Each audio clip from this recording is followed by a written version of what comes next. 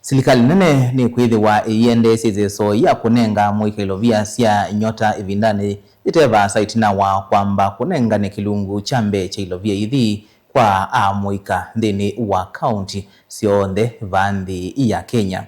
Kyaumbulwa ni Muandiki Muveani wa Viasala Nini Mang'eni Avikite Mbee wa Nzama ya Utandithya mbunge Nene vala waweta kana Amuika ala meukwata Ilovia Ithi no ala manatandithye Ilovia ila mananengetwe Isesoni ya Mbee mwaka mweu nukuelesya. Sungia mukuli okuma kwa mbunge na ala ni amema zamani Utandithya mbungeni ya kati Muandiki Mutene Muveani wa Viasala Nini mwandu Mang'eni wawetakana kwambia chumwa chukite Silikali Nikwithiwa ya Iseso ya Kunenga Amuika Ilovia Sya ondu mailite kwambia Viasala na Ilovia Silikali Nikwithiwa Kunenga Sya kinando cha Nyota. When people are applying, they were told it would be 50,000. There are other things that have taken place. Now, when are you giving the second tranche? Because it's long overdue since you dispersed that side.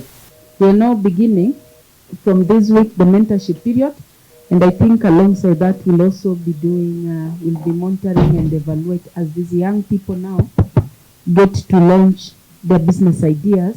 We'll start measuring some of the success stories and documenting. So we are working on that.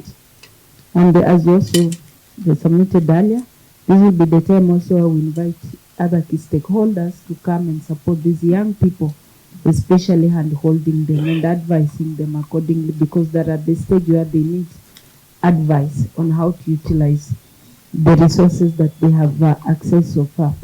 Nini ni wawetakana Amuika ala methiwa maikwata Ilovia Ithi kwa ila yake ili makethiwa mayamba kweke wakethimini ondu matumite Ilovia ila mananengiwe sya Mbee ni Silikali Nthini wa Walan'Yo wa Nyota.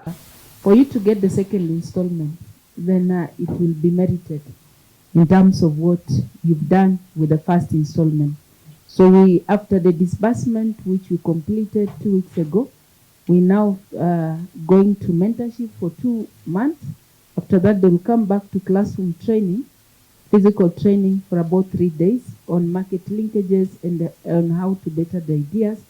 Thereafter, they'll receive the second installment and final, and then they go again to another 2 months mentorship period. And we hope with that kind of support, the 6 months, will be able to help them refine their business ideas. Ivindani oku PS Mang'eni ni wakathi ya kinando cha Asla Fund iwetakana da chukiliti atandithya ainge muno vala wawetakana atandithya amwe vanthi ya Kenya ni methitwe mathia savings syo kinando niki. You can also see the growth in savings. Savings is an indicator of the success of this fund, and especially now that we have about almost 250,000 Kenyans who have decided to save voluntarily without even being asked. We've not even done publicity around it. But they found a home in Hustler Fund to put their money, which has since grown to almost 800 million. It is a story. Nilivotia vilingi wa movo nitoa mwaka mweu.